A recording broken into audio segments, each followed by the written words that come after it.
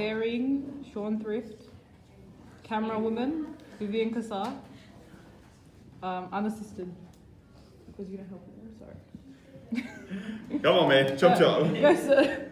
All right, so when we're looking at the features of Minoan crafts and industry, keep in mind that you've been given the brainstorm and then you've also been given the reading, okay? Now the reading that you've been given, the information of that is pretty much on the brainstorm, okay? It's just been transposed and made a bit more obvious for you.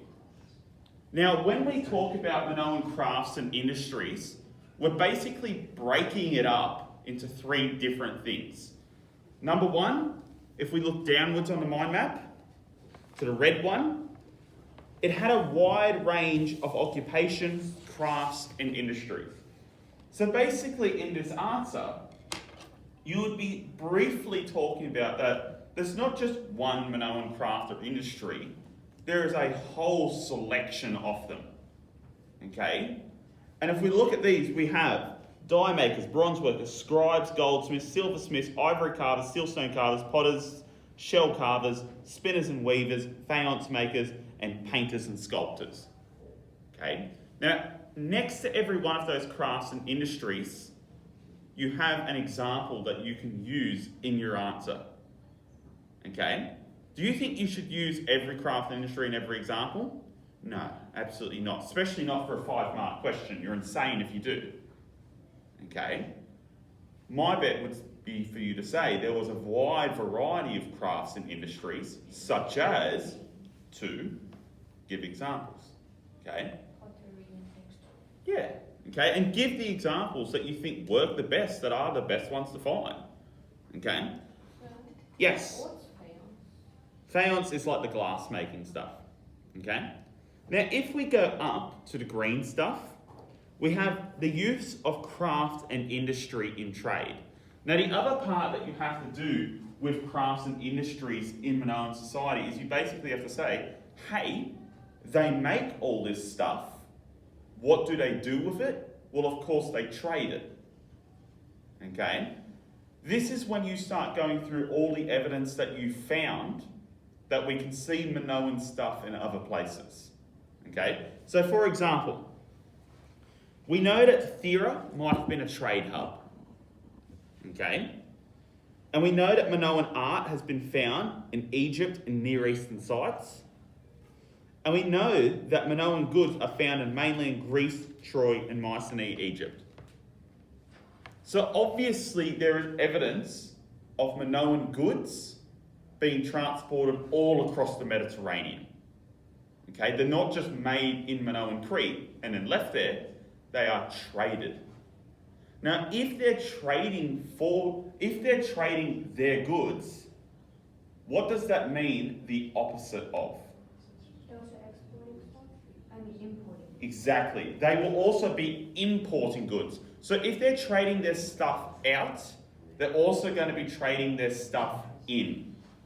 Okay? And if you look to the left-hand side of that, you have evidence of imported goods, of knossos, like the basalt made from Greek mainland, lapis lazuli, and ivory from Syria, and manufactured items from Egypt.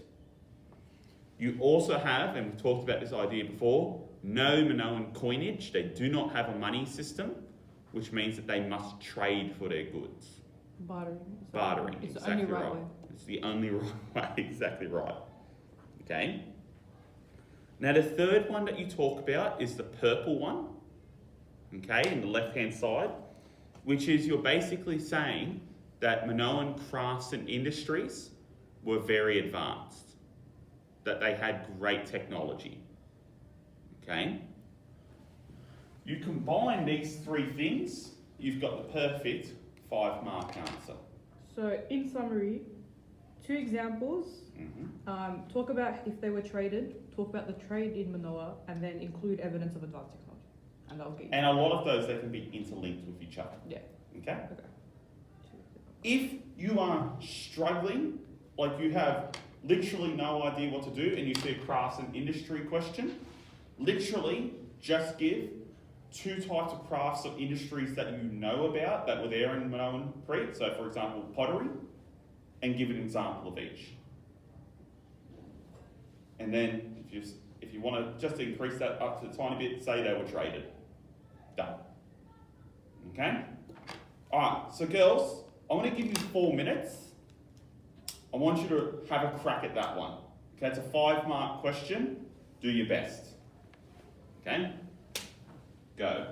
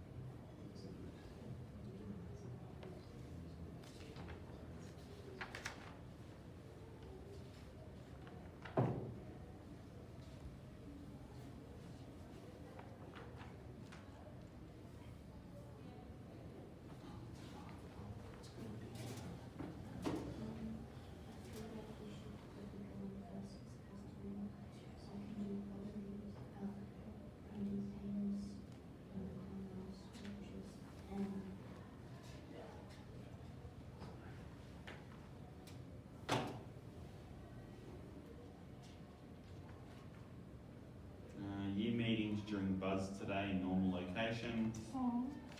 New books are now available for borrowing in the library. Leave a book. Have you borrowed a book from the school library recently? On the front counter, there are now instructions on how you can leave a review or rating for the book. Help other students find an interesting book to read. Cool. And BGHS CAT Facebook page is hosting a photography competition. Hidden around the school are 8 photography challenges for you to complete. Grab your mobile phone or camera and upload your images onto our Google Classroom page for your chance to win. Entries will be displayed outside of the CAT doorway. Don't forget to come check them out. Enter now for your chance to win some fabulous prizes. Competition closes 30th of November 2020. Yes, darling. We're in the library now, right? We're in the library now. Yeah, for boss. Like when it comes to uni. I'm not too sure, darling, to be honest. Were you in the library last time? Yeah, they moved us from where we were. I'm going to We assume should you are. be because HSC is in the hall. Yeah. That's why they moved us to the library. So, yes. 1 more minute.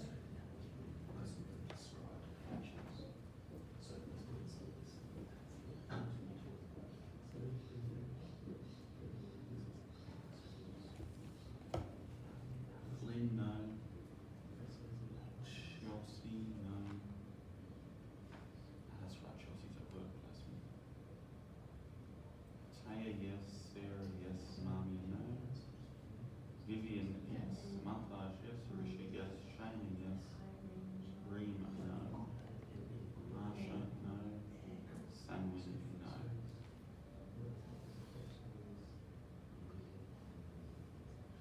Do we need a specific example? I would use one if you could. There's one on the mind map for you.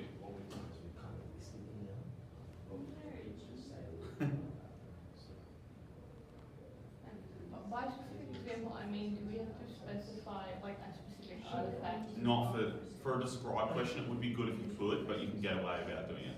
Yeah, yeah, exactly, yeah.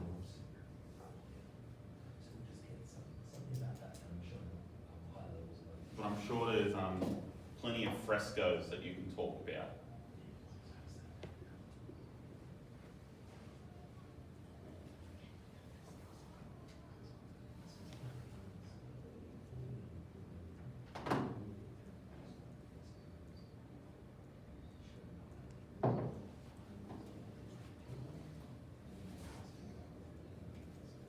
Alright, possums.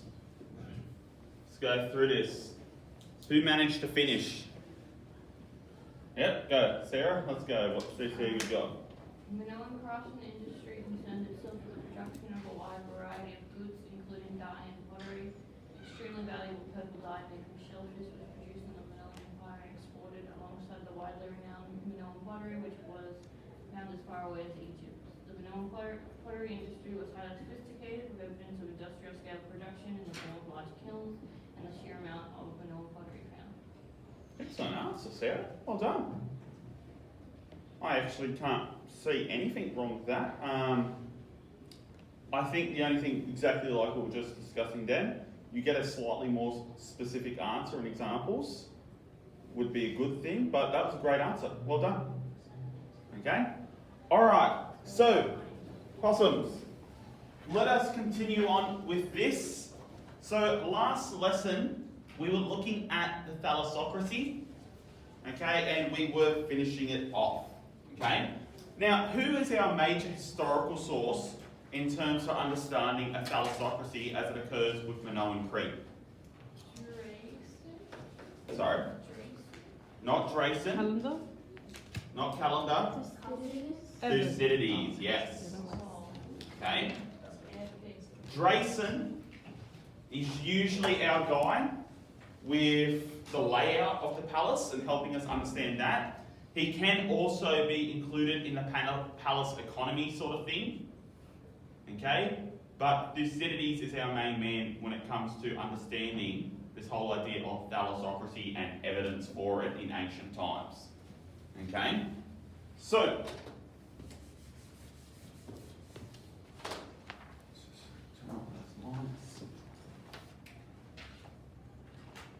you want the light on or off, Natalia, on your side? Off? Alright, so, we weren't there. Alright, so we're looking at Thucydides last lesson, okay? And we were saying that Thucydides basically suggests that the Minoans were a Thalassocracy, okay, that they ruled their empire by having a big navy with lots of ships, okay? Because why does he say they must have had this? Why does he say the navy was necessary for the Minoans? Because Athens was also a maritime empire, and they're trying to say that they got the inspiration from Minoan. Yes, so Athens was basically trying to legitimize its own naval empire, but what did they say necessitated or made this large navy necessary? Pirates. Exactly right. He says, of course King Minos must have had a large navy, because they would have been dealing with pirates as well, and he makes that assumption. Okay? So, like you can see with his quote, he ruled over the Cyclades, in most of which he founded the first colonies, putting his sons in as governors after driving out the Carians. And it is reasonable to suppose that he did his best to put down piracy in order to secure his revenues. Okay? Just be like China, don't get a navy and get ravaged Sure. Okay. Now, which theory is this suggesting? Is it suggesting maritime empire or trade links theory? Maritime empire, exactly right. Okay, because he's basically saying they're not that interested in trading per se, they're interested in getting the revenue, the taxes and everything like that, but they use that navy to hold on to power. Okay? So, like what we were saying, however, afterwards, Thucydides and Aristotle are both writing more than 1,000 years after the Minoan Empire. Okay, so there's big problems in terms of history analysis there. Okay? So Aristotle wrote a discussion of politics and mentioned Crete. The island of Crete appears to be both very well placed and naturally suited to dominate the Hellenic world. What does it mean by dominate here? Like become the main culture. Yeah, or become the main power, the one that controls. So when we say dominate here, we're saying controlling. Okay? It lies right across our sea.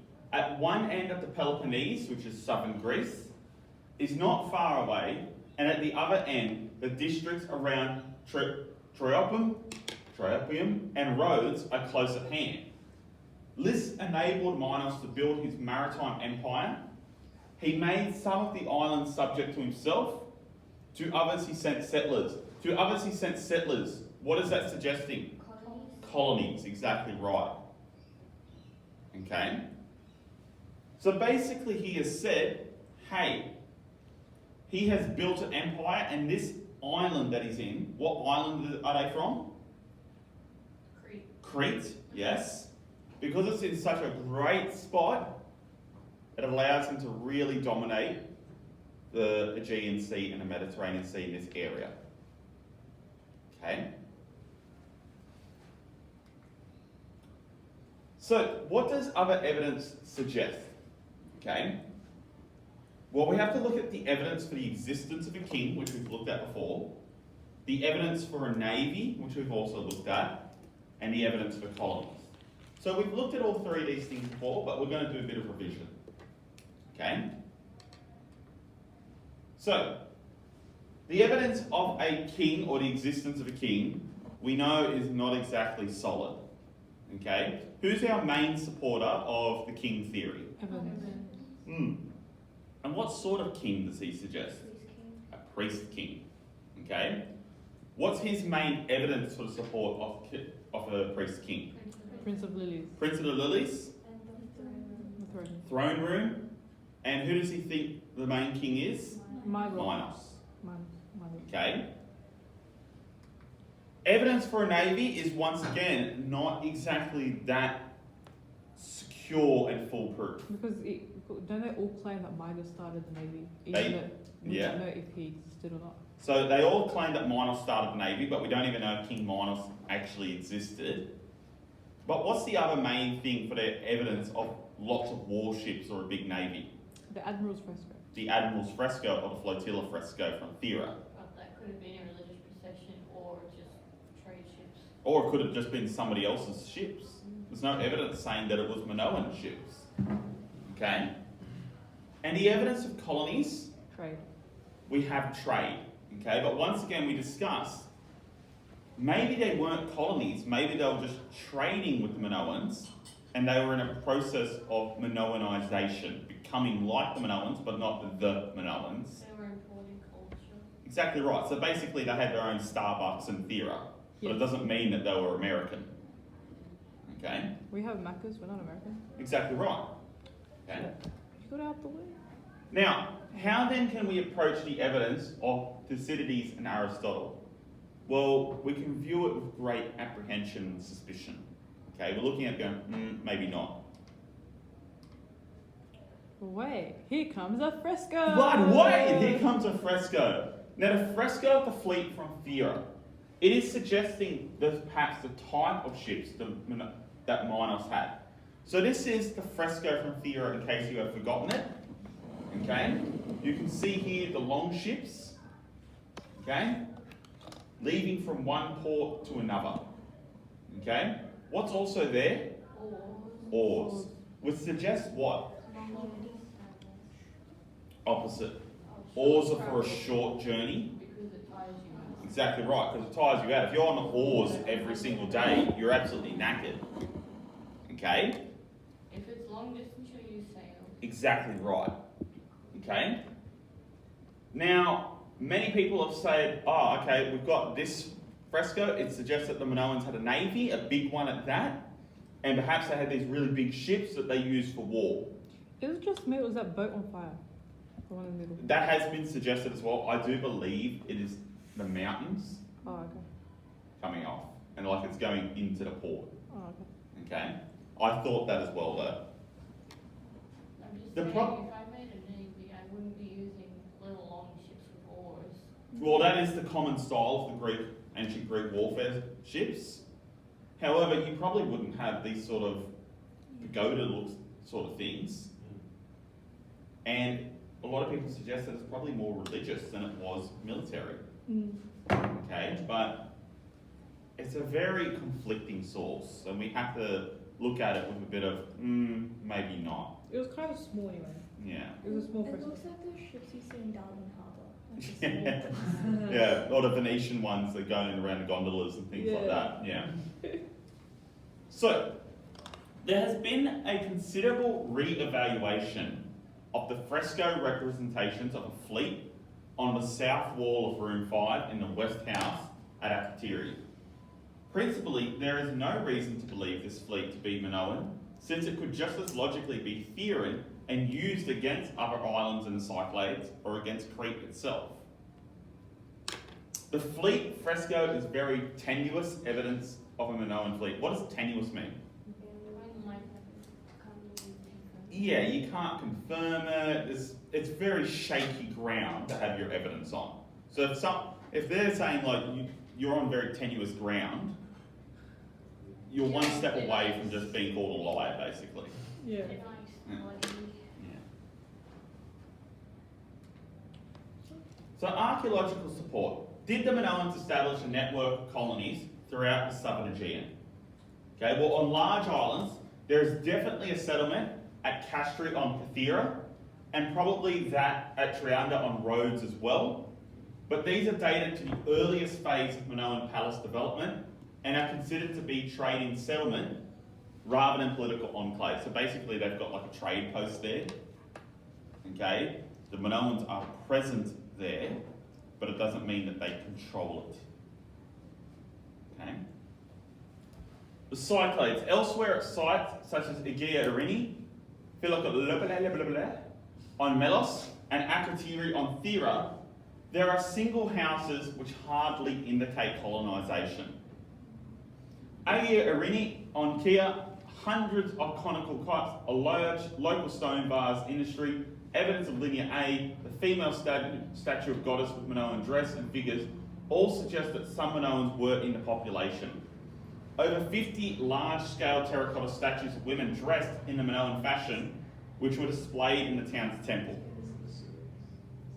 So we're seeing here in the large island of the Cyclades, we're seeing evidence of Minoans definitely there.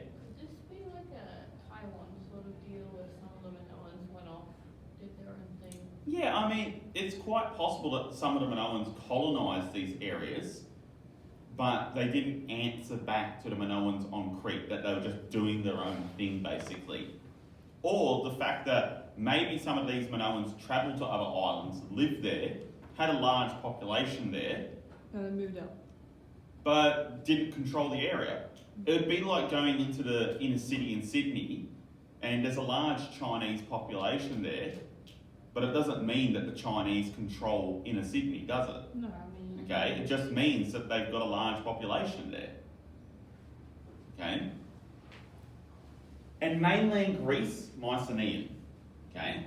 The adoption of the Thalassocracy type green flake porphyry, known as lapis lacedaemonius, available only in southern Laconia, was being sought by Minoan lapidaries, craftsmen working with hard stones to produce items such as steels and vessels.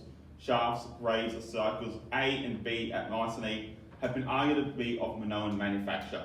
This is most likely true of the inlaid daggers, of the silver, bronze, stone vessels, of seals, blah, blah, blah. Basically, we have evidence of Minoan trading on mainland Greece, but not particularly. Yeah. What's a thalos and what's a porphyry? Okay, so a thalos, okay, is, if memory serves, it's like a, you know what, I don't even want to give you what I think it is, because I reckon I'm going to be very wrong. Yeah, okay, just give a little Google there. I have a theory what it is, but I don't want to give you the complete wrongness. Beehive 2. It's like burial structure with a false dome. That's There you cool. go. Wait, do they actually keep bees in it or is it just called a beehive? No, it's It just, looks like that. yeah. They keep the bees with the dead. Okay? Alright, Oh, see that though. so the evidence for the existence of governors and Minoan controllers is slim, and as archaeologists such as Callender now point out, there is much evidence for the establishment of carrion colonial control as there is for Minoan colonial control. So basically they're saying, your evidence for Minoan colonies are so thin that I could just say that the Carians had colonies there as well if we're basing it on your evidence. Okay?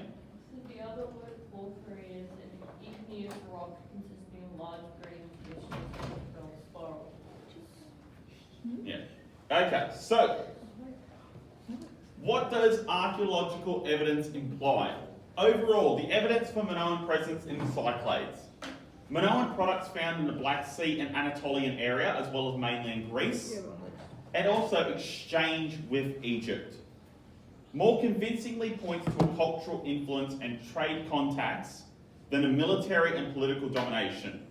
In some texts, this is called Minoanization. And try to remember this word, Minoanization. Okay?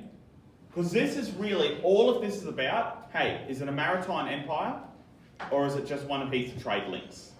It's that constant battle between that. Okay? No, let's not do that at the moment. Alright, so let's kick back on to the Minoan economy. Okay? And we started discussing this the other lesson. Economy.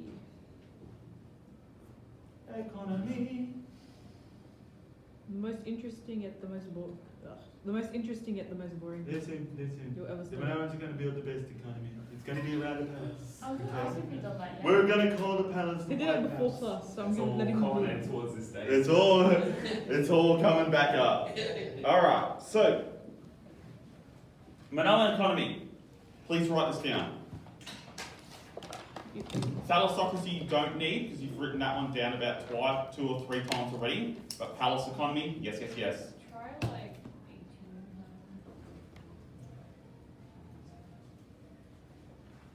What's the date?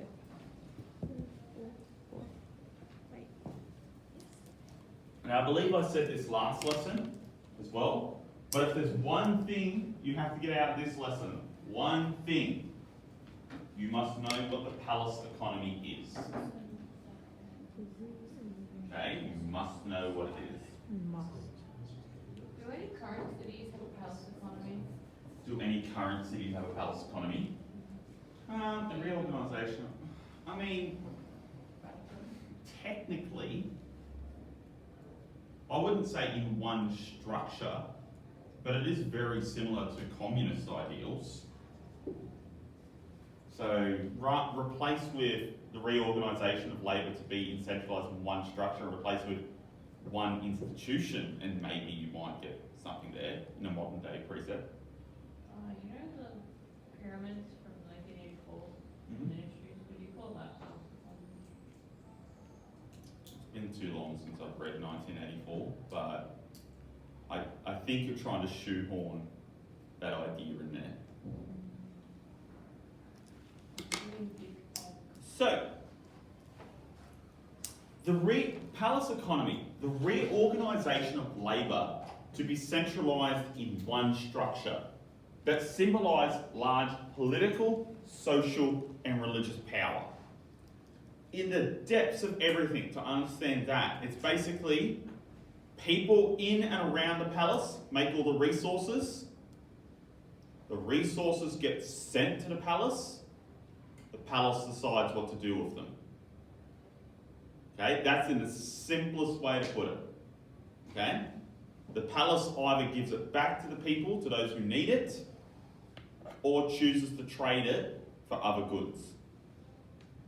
Okay. Of course, we have our Thalassocracy, meaning an empire based on control of the sea. Okay, and these two sometimes run against each other. Because the Thalassocracy is of course supportive of what theory? We were just talking about it, which is maritime empire.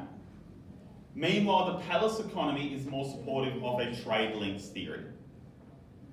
Okay? Alright, so let's go through. Now, our main guy for looking at how the palace economy works is Brannigan. Okay? If you've ever watched Futurama, just think Zach Brannigan and you're fine. Okay?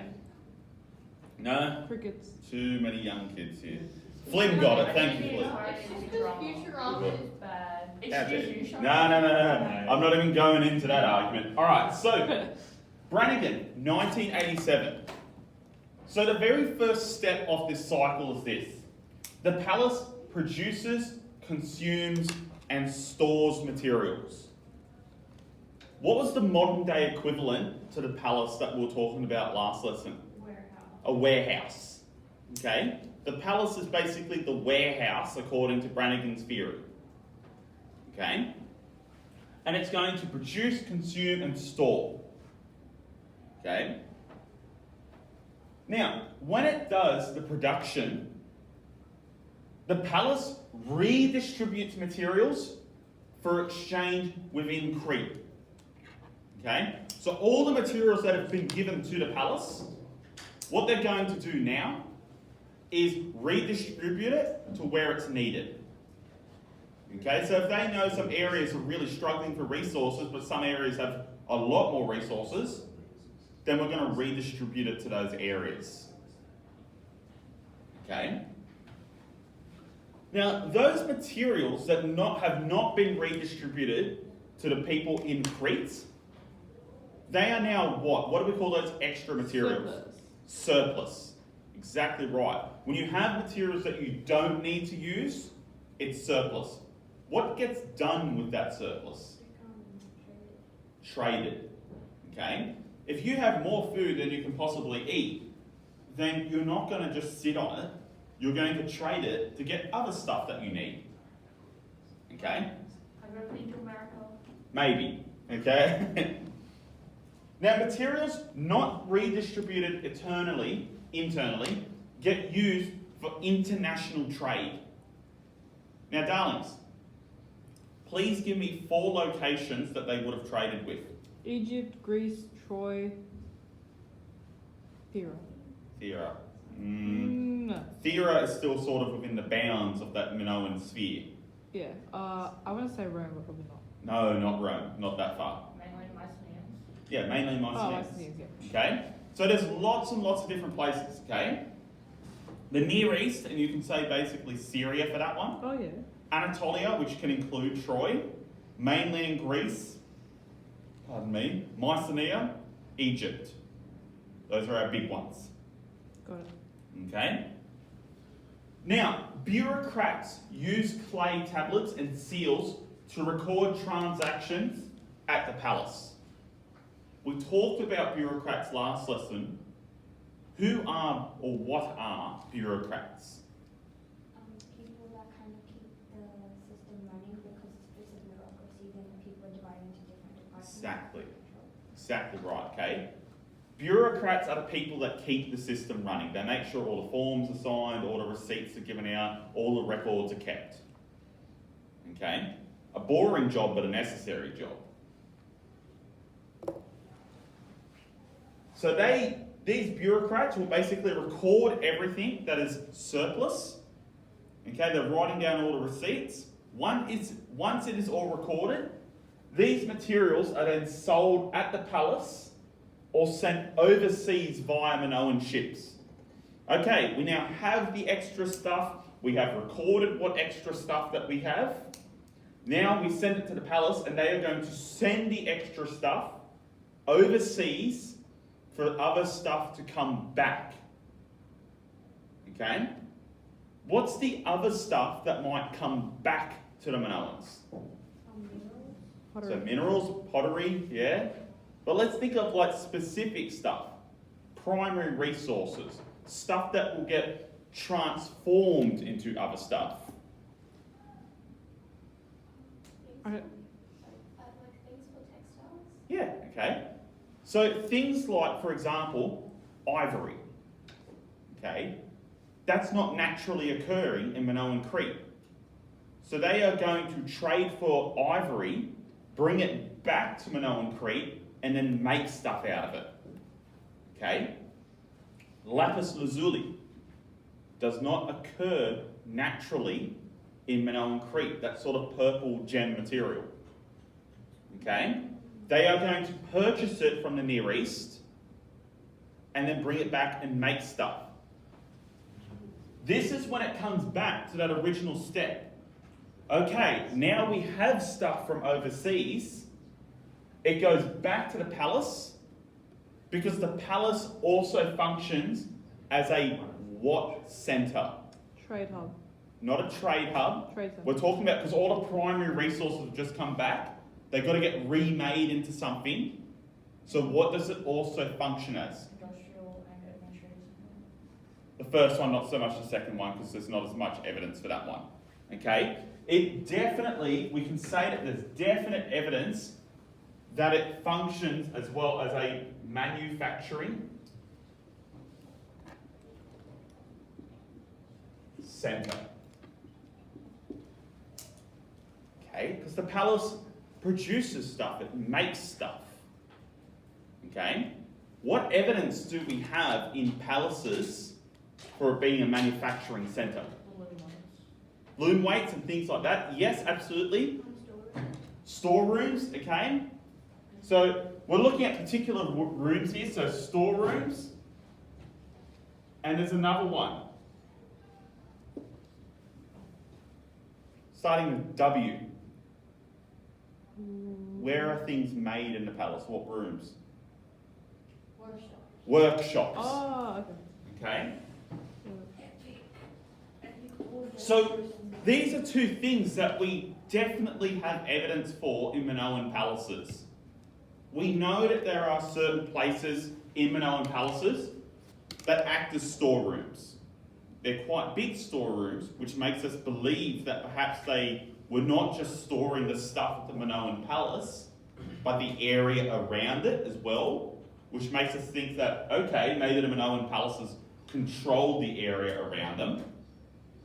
And we definitely know that there are workshops in the Minoan palace because we can see the evidence of what they were making. Now, those workshops can contain things like the looms, okay, and that would be a textiles workshop. But it can also contain things like furnaces and bronze castings and things like that.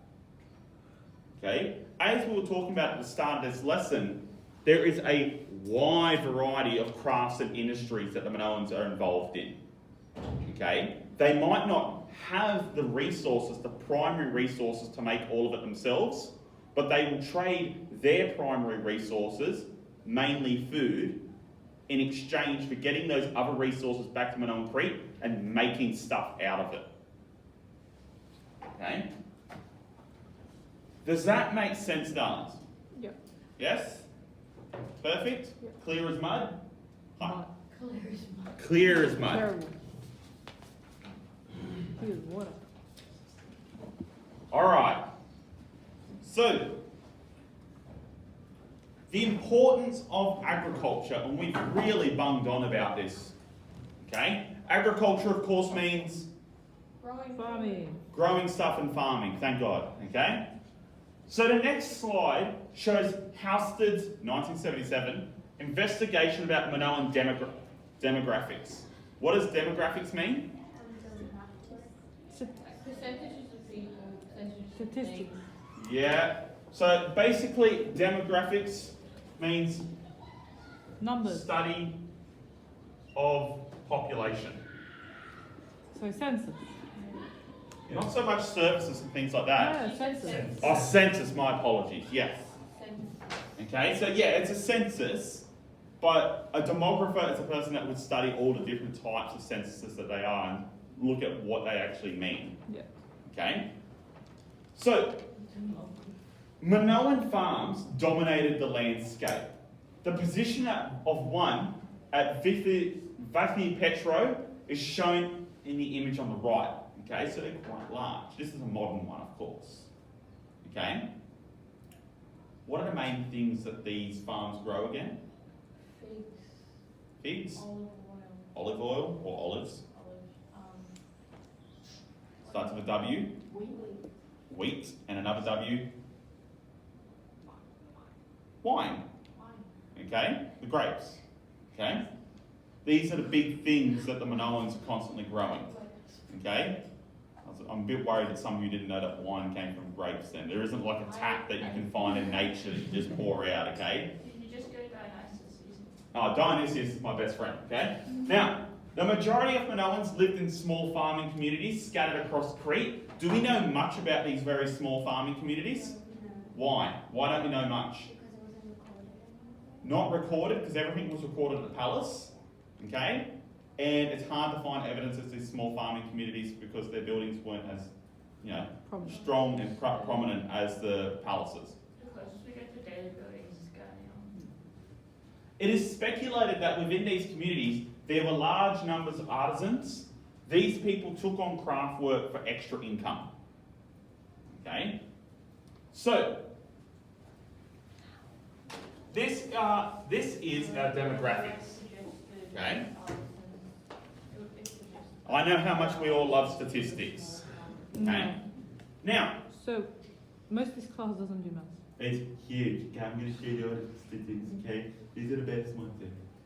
Wait, you're only limited to one Donald Trump impression. Yeah, I know. You've done like 5 this lesson. Come on, sir. You cannot limit me, okay?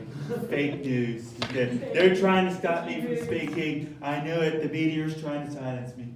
So Trump is gonna find his video and call you fake news. He will congratulate me. Did they start dying younger and younger? yes. Okay? Now, House the Bronze Age demography of Crete and Greece basically says this. A large number of old men indicates peaceful conditions because the men are living to an old age. Okay? And the improvement of women's life expectancy may reflect a radical change in their status. Okay? Because if they're not just popping out children, okay, they have a much, much longer life expectancy. Because keep in mind, the number one killer of women up until the 1900s is childbirth. Okay? You basically have a chance of these times, I mean, it's like something extraordinary. It's like a 50% to 40% chance of dying in the ancient times every time you give a child. Wow. Okay? And people still have them. So if a woman's status in society is decided by more than just her ability to give children, then the life expectancy for her will go up. Yeah. Okay? Because she's not expected to have one after the other. Okay? A larger number of male deaths indicates plague or war. If men are suddenly dying, especially young men, it's either going to be plague or war. Usually one of those. Maybe a famine. Okay? So, this is the population in Crete. Notice how it's spelled differently sometimes. Black is the males, yellow is the females. Okay? And we have 4 different time periods. Early Minoan, middle Minoan, M1, M3. Okay, basically late Minoan periods, but separated into 2. Now let's have a look-see here. Okay? A look-see. You have going up to 70 years of age, all the way down to 15. Early Minoan, ain't much women getting past the ages of 40. Barely any. That's really sad. Okay? Because most of them are dying in childbirth, and they probably have a low status at this point. Okay?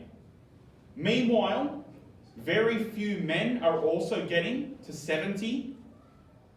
The population of Minoan Crete is not very big at this point either. But you can see here, most men are popping off around about that late 40s mark. Okay, so the average life expectancy, you're probably looking at most 40. Okay? However, when we jump to the middle Minoan period, we can see a fantastic difference. All of a sudden, there is not as many corpses being found around this under 30s mark, and there is a massive surge of corpses being found at this 40s, but also 50s and 60s. And notice how the 70s has also gone up as well. Now this can be due to an increase in just the overall population of the island. More people living there, so therefore you're going to have more bodies being found in this period. Okay? But it also means something remarkable has happened at this time period. People are living more. Plumbing. Okay? Yeah. I think in one of the readings they were saying that every time somebody like new occupied the island, they would have changes in their food, Yes. and yeah, and that was cool. Yeah. And that's another way that we can actually determine what time period we're looking at by looking at what the people were eating when we discover their bones. Okay? Dentistry. We can also notice here that women have had a remarkable change, and there is a greater portion of them living to the age of 60, suggesting that women have a much higher position in society at this point. They still die younger because they're still having kids. Yes. But it's not their only purpose in life. That's exactly right. Well, You're never going to get an average in the Middle Ages where women are, it's not in the Middle Ages, in the ancient ages, where women are living far more than men on average. Mainly because the average is, you're still going to have children to support society, you're still running a massive risk. Okay? But there would definitely be like some women that would survive all the way up to 70, 80, 90. Okay? Basically, as a woman, if you survive past a certain mark, you're far more likely to outlive a man. It's just getting up to that mark. That's the problem. Okay? Meanwhile, oh boy, something went wrong here. Okay? What do you reckon happened in late Minoan periods? Was it the eruption? The eruption. Okay? You can see here there's been a massive population decline. Okay? They're still living relatively old. Still living relatively old. Okay? But we're also finding far less bodies. That's Okay? when they all flee. They all ran away. Could be that they're all covered in ash, we haven't found them yet. Okay, it could be that there was simply less people living here because they all went away because of how bad conditions were. And then in the late Minoan third period, we can see women have once again really begun sinking back down. Okay, and men have more regularly started dying at the late 40s, late 30s. Okay, because the volcano has gone off. The island is now sinking into social chaos. Everyone's killing everyone, It sounds like you. and Mycenaeans are coming over and conquering. We've got a bit of cannibalism going on, human sacrifice, okay? Society's going downhill in a handbasket, Epic. okay? So, let's not do that one, Yay, thank you, sir. okay? Agriculture. Looking at agriculture, the Cretan coast contains good farming land, and in the mountains there are fertile valleys. In the Bronze Age, Minoan farmers produced a wide range of produce, including olives, grapes, lemons, pears, and other fruits. Peas, lentils, cabbages were grown. Okay? The really important one I'd like for you to get from there is olives and grapes. Okay? Because olives and grapes, olives makes olive oil, of course, okay, and grapes makes the wine. These are two major exports of the Minoan economy, because they are basically able to give that back to mainland Greece and Anatolia, and everyone has a really, really fun time getting olive oil and getting drunk. Okay? Wait, drunk on olive oil. Sometimes they're combined. Okay. Okay? So, Crete was also a major producer of honey. Keep in mind, honey was pretty expensive back then. Okay, so it's a luxury trade. In the plateaus, such as Lassithi, barley, wheat, olives, and grapes were grown. The Minoans also hunted wild fowl and game, and kept sheep, goats, and pigs. Cattle were kept for milk rather than beef. The reason being, you kill a cow, you only get to eat it once. You milk it, you eat something for the rest of their life. Okay? So it's much more useful to just milk it than just kill it. Yes. Okay? As Crete is an island, fishing was a major source of protein for coastal inhabitants. The harvest of ours shows farm workers celebrating. The excavations at Gurnia yielded a large number of metalwork tools and fishing equipment. Okay? Here's the thing about fishing, it's an interesting one. We actually don't have much evidence suggesting that the Minoans were really, really big into fishing, which is strange considering that they're an island nation. You'd sort of just expect it. So a lot of archaeologists, they just go, we just expect that they ate a lot of fish and move on from there.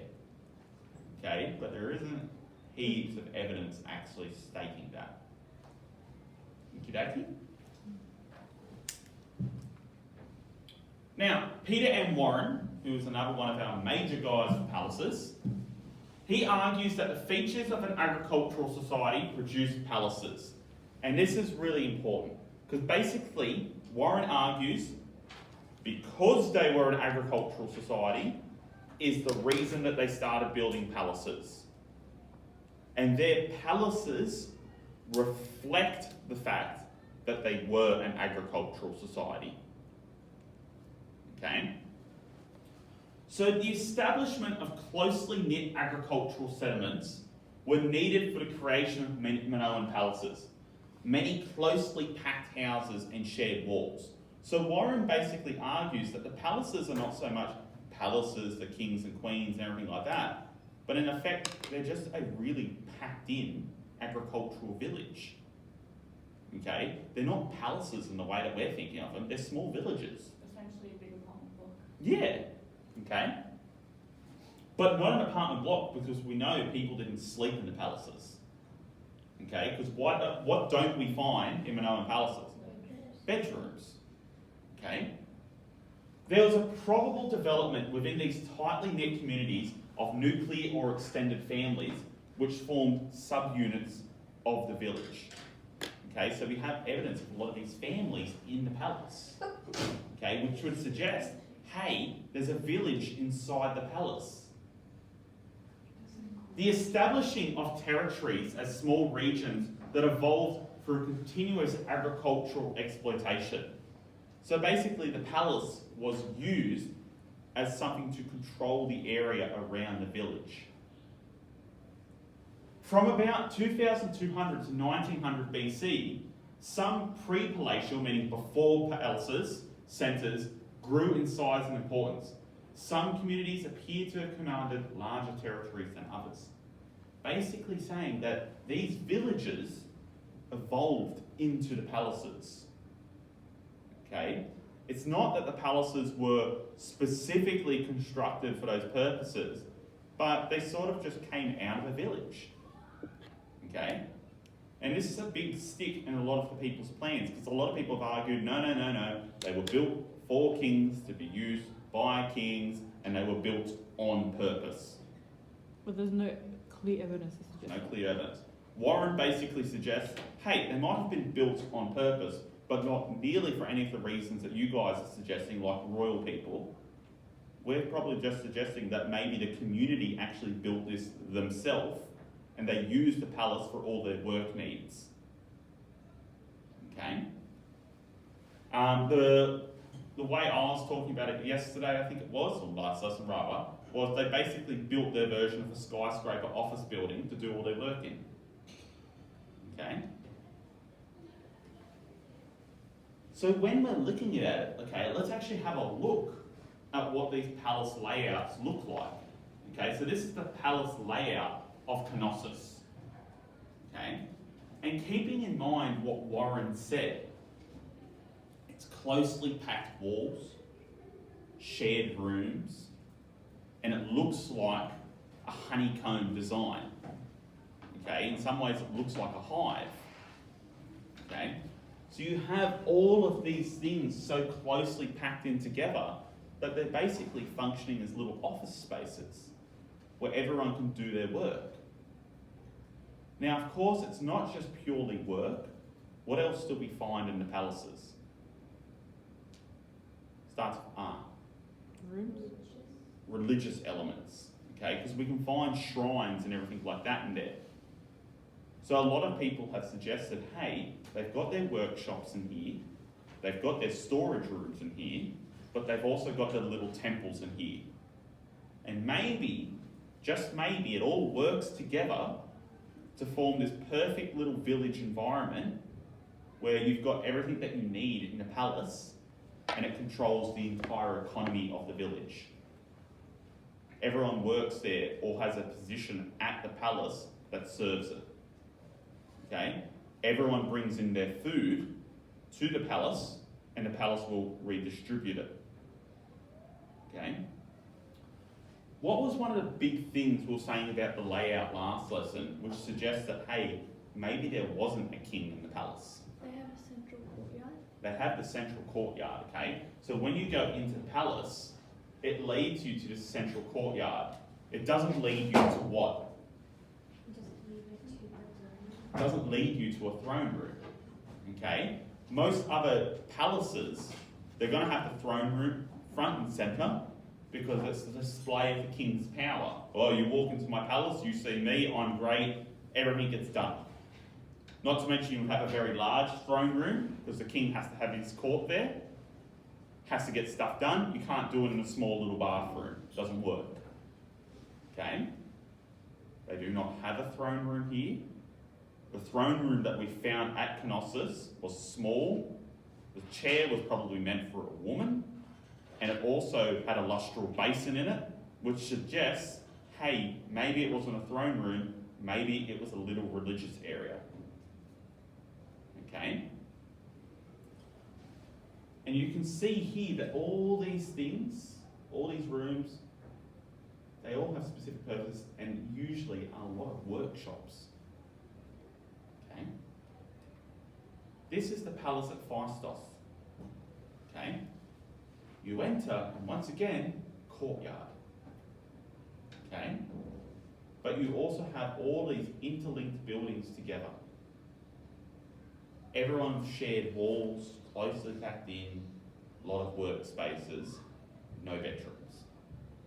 Okay? Suggesting there is not a royal family living here. Okay? Alright. So puppets, here is what I would like you to do. Crossword, I see. No. Aww. Alright, so you have an economy reading So you can't start it. before the next lesson. So give us a crossword as homework. Give us a crossword. What are you doing? Alright, thank you, miss. Thank you. So girls, try and do here with this one. Here, he man. This is highlighting. This is the reading level. Never watched Minoan. Oh, that's yours. So can I wrap up the recording? Yes, please. Alright, that wraps it up.